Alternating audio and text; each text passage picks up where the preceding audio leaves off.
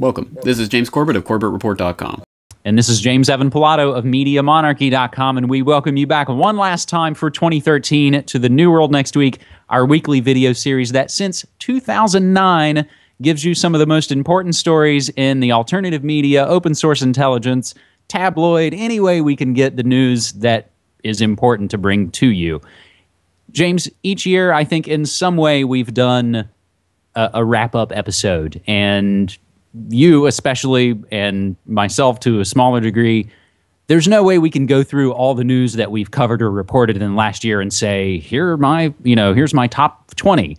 I think we have to kind of boil it down and get almost in a way a little more philosophical. And I think this year, maybe the best way to do it, as somewhat similar in ways of the past, you and I are going to look back and each pick a story or theme or element or idea in the zeitgeist of 2013 that we each found most important, and then we'll each look ahead to 2014 to talk about what we're going to pick. Now, audience should know, James and I don't know what each other's picks are going to be as years passed. So, James, here we go. I think for my story, I thought about other areas. Of course, Obama's Oscar for Zero Dark 30 is kind of a huge one. I think for me, it kind of really showed how the media and the military really work hand in hand, especially with the new shiny, happy messiah we have here in the United States.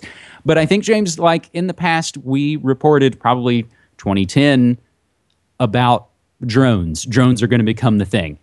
A couple of years went by, drones really were the thing.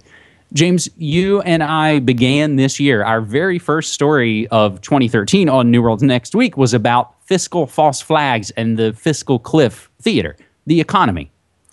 And I dug back into the archives and looked even more. James, you and I first reported on something called Bitcoin back in May of 2011. And that's when I can dig back into the MediaMonarchy.com archives, and we'll include all those links for folks. But I think just as we talked about and reported on Bitcoin a couple of years ago, I really think 2013 has turned into the year of Bitcoin. Having said that, I don't think it's about Bitcoin really at all, or Square, or any of those forums. I think it's really about the interview that I did a couple of months ago with David Wolman, the author of the book, The End of Money. And I think that's really what it's about. It's sort of the end of money as we know it. And Bitcoin, for better or worse, has kind of had that effect, that it's been said what Napster was to the media entertainment industrial complex, Bitcoin will be and could and should be to the banksters. That the toothpaste is out of the tube, the genie's out of the bottle, there's no way you can go back. It's only a matter of how we're going to deal with it from here on. A couple of months ago, James, you and I reported on the feds seizing Silk Road Online, this drug haven that was using Bitcoin as the currency. And as we even look a little more recently, JP Morgan has now patented some Bitcoin-like payment system. China made an exchange move which sunk Bitcoin's value. And even today, James, Wired reports, who owns the world's largest Bitcoin wallet? The FBI. So again, this isn't me saying I'm praising Bitcoin and it's going to be our savior, but I think it's been kind of the thing that will shake and will affect and has been in 2013 and will continue to be. James? Good call. I like that. If it was Time Magazine, I guess it would not be the person of the year, but the thing of the year. Yeah, sure. I agree. I mean, obviously, this has been a breakout year for Bitcoin in particular, but I think you're right. The overall trend is more about that end of money idea, the idea that people are now starting to question what money is, where it comes from, how it's created, and how we can create it differently. And I think that's generally to the good. Obviously, I agree. I don't think Bitcoin is necessarily the savior, but at the very least, it's an alternative and it gets people thinking in a different manner. So this has been a wild and wacky year for Bitcoin investors, and certainly we saw that speculative bubble here in the last couple of months. So yeah, a very, very big story that we've been following, as you say, for a couple of years now. We've been following the trajectory of this, and will undoubtedly, I'm sure, continue to follow it into 2014, maybe as it develops different branches and different offshoots along that line. Yeah, very good choice. So I think, yeah, as you see now, the big boys, the big banksters getting involved, I think they're looking at us going, oh, crap, they're starting to kind of fix their own ways around this.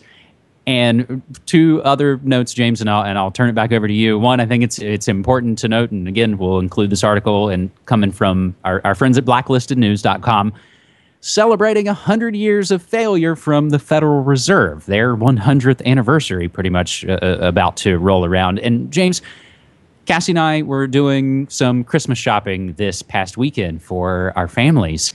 And so we wanted to do local made in Oregon things. So there happened to be a show of all local craftsmen. So we were able to go to this thing, buy local handmade items, and most of them had the little square swipey device. So in my mind, it's like, man, this is the future. If we can somehow get around it still being controlled by Visa and PayPal and the banks, we'll be doing a hell of a lot better. But it just really, seeing those kind of things, again, James, you and I are talking on video Jetsons phones. It's seeing those things that really make you think it's like we're living in the future now. We are, and if only we could open up the source on a lot of this technology, wouldn't that be much better than all of this proprietary software? Well, just one last thing on Bitcoin before we let that go. Obviously, as you mentioned, the banksters may be sweating a bit about the idea that people are starting to question money, but maybe not particularly about Bitcoin. Obviously, there was that presentation that one of the main Bitcoin proponents made to In-Q-Tel, the CIA's venture capital firm, a couple of years ago, and now the CFR is at least kind of half-heartedly joking about the Bitcoin becoming a replacement for the US dollar as a global reserve currency. And guess what? There's a Bitcoin proponent who's going to be making a presentation about Bitcoin to the CFR in February. So maybe they're trying to get in front of this one. Maybe they're already in front of this one. At any rate, we'll leave that there for now. My 2013 story, if I have to choose one story that encapsulates this idea, it's more of an idea, but if I had to choose one story, I guess it would be the Boston Marathon bombing, but not because that story in particular was particularly important, but because it represented a theme to me, and that was that this is one of those kind of standard false flag operations that we could have easily seen turn into some sort of geopolitical incident that would have furthered certain pieces along on the geopolitical chessboard, but we didn't. And I think that's important because I really do believe that there was a huge input of the alternative media laying the groundwork for people to be very critical of what we were hearing about the Boston Marathon bombing, and laying, at the very least, the framework and the vocabulary, the terminology for people to understand the concept of false flag terrorism, and that we may not be being told the truth about what's happening. And it was interesting to me to see, really, as soon as that story hit, all of a sudden, the internet was being flooded with the search term false flag. You can look at the Google, whatever they call it, the lexicon thing, where you can see the number of search terms. False flag just took off through the roof. I had a 2 or 3 year old video on false flags that suddenly went re-viral as people started searching for this term. So there was a huge surge in interest in that as soon as the Boston Marathon bombing took place, and a big kickback.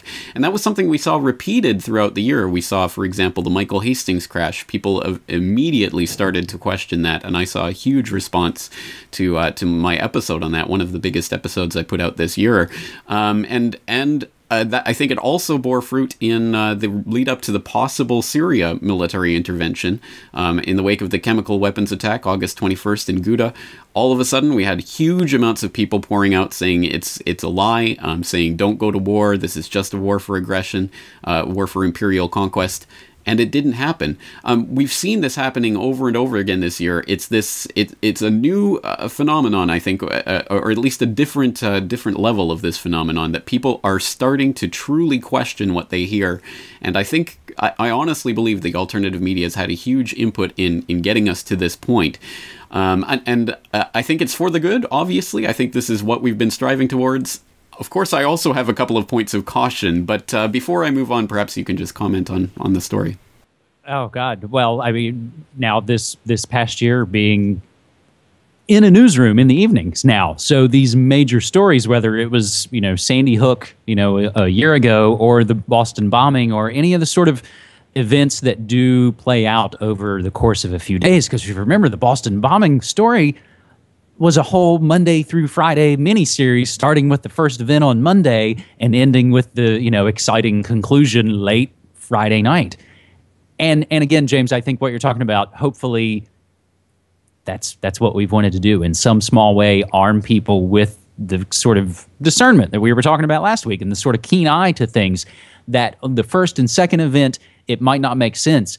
But when they keep trying these events and these ham-fisted kind of operations, newer folks who are now paying attention, once they get a few events sort of under their belt, so to speak, that they've been watching intently, when they come along more, they're better armed to look at it and go, oh, red flag, red flag, red flag. Okay, I know when these things happen. Now I can see these bullet points happen. And that's, I remember having those kind of experiences myself kind of early in doing my own amateur research, watching stories. And then at some point, I think probably, sitting with my mom in the kitchen, where it was when the DC Madam died. And it talked about, it was like, now, this is a bad thing when they start to roll out it even named certain people. And then a little bit later, it's like, oh, there they are on TV. There's Gerald Posner saying, oh, yeah, she really hung herself. So again, being involved in these events, you're able to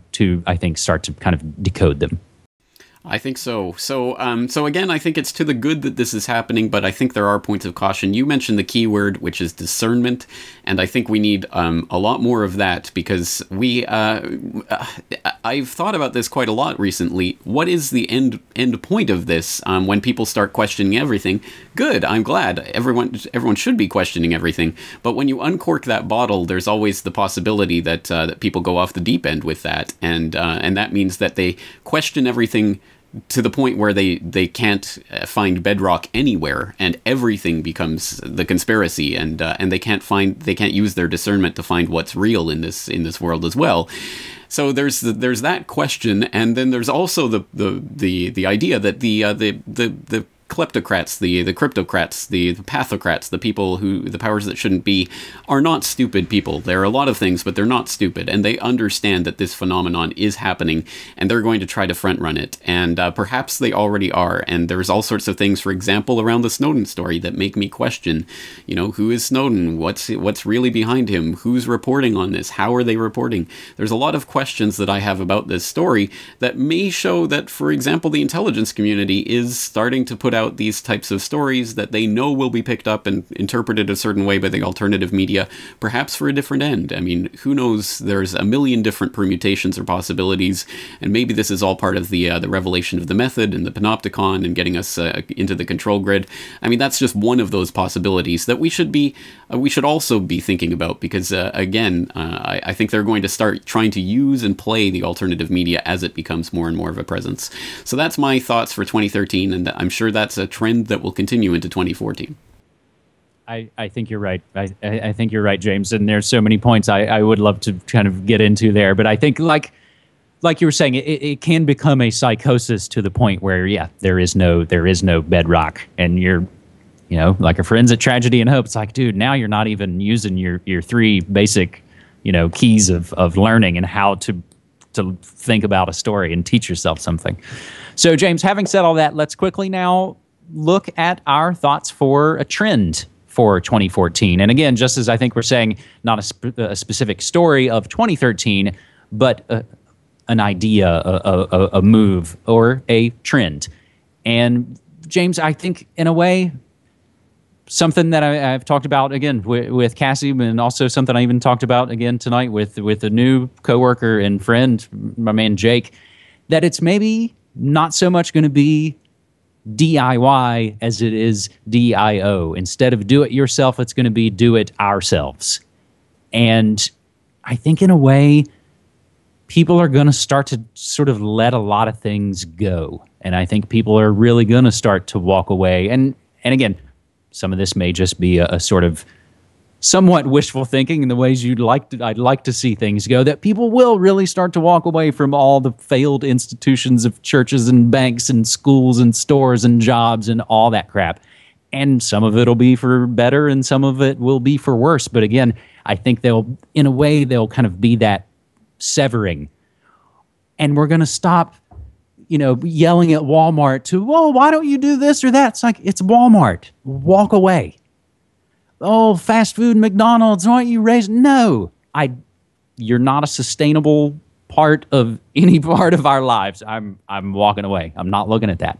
I think, James, those things hopefully will start to happen. We will do it ourselves. We'll start to make food more in groups. And I think probably a GMO labeling bill will also pass, and that'll be a whole other thing. But I think we're going to make our own food with groups. We're going to make our own media with groups more and more and more. And again, it comes with that caveat of, yes, we can do all these things ourselves.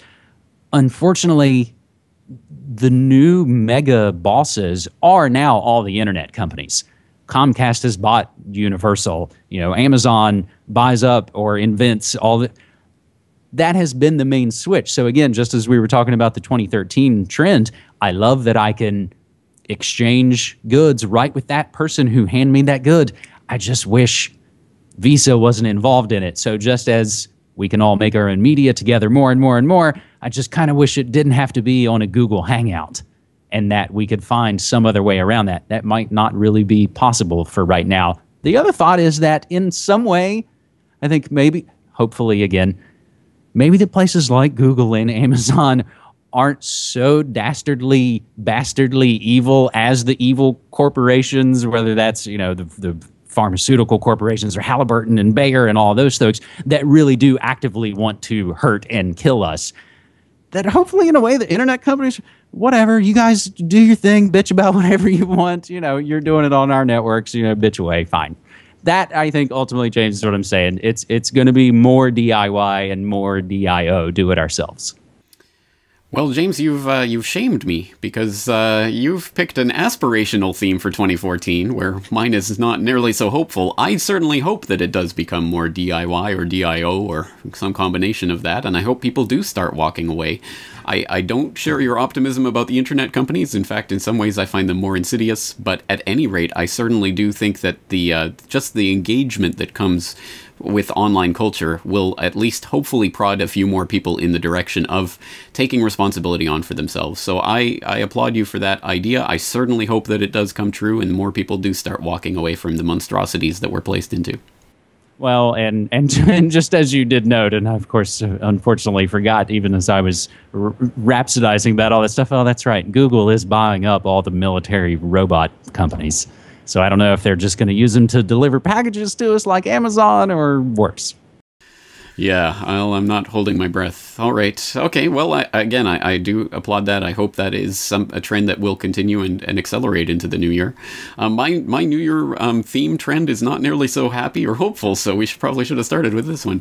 I'm looking at the economic side of things, financial. I think that we're setting things up for a very worrying 2014 here at the end of 2013 as we're preparing for the changeover of the puppet mouthpiece of the Federal Reserve from Bernanke to Yellen. I'm not sure that will be much of a change of anything, really, in terms of policy, but it will, at any rate, be a changeover point, and here we are at the start of this QE tapering, and the markets in the last day or two going crazy. Oh, yay! Oh, tapering! Oh, wonderful! Look at the stock market taking off. Everything's peachy keen.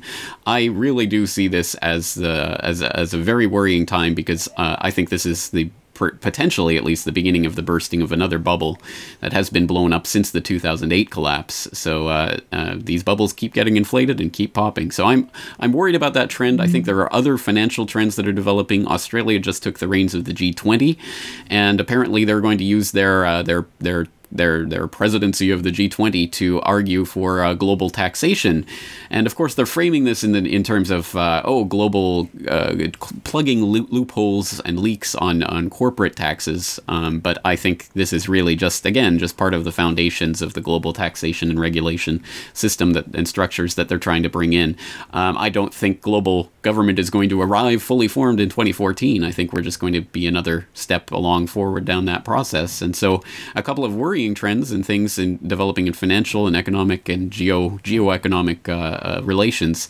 And again, if that is counteracted by the DIO mentality and we start banding together to get off of the corporate global enslavement grid, then to a certain extent, who cares what they do and what they do with their funny money, etc., if we do find alternatives and ways of doing things ourselves. So let's counteract my bad trend with your good trend and hope for the best in 2014, prepare for the worst, and do our best to make it a better world once again.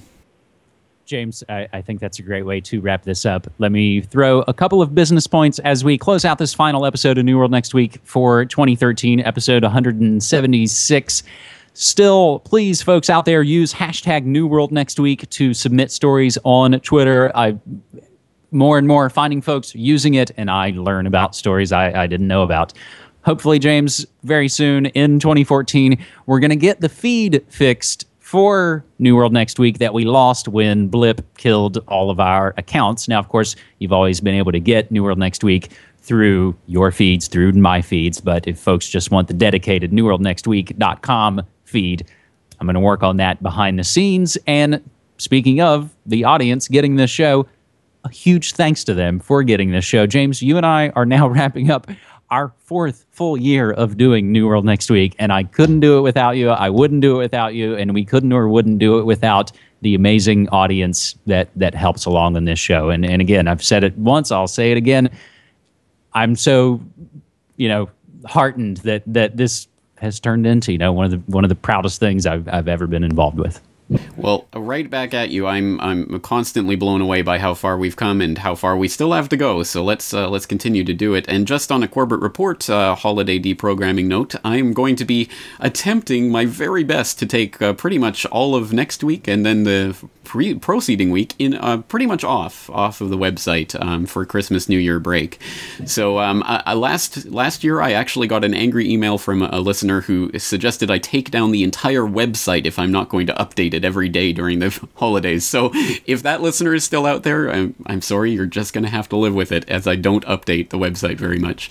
But I do have the podcast documentary on the 100th anniversary of the Federal Reserve coming up this weekend. I can't guarantee it'll be out on Friday, but it will be out hopefully sometime this weekend, as I really want to, brush it up and make it as good as possible.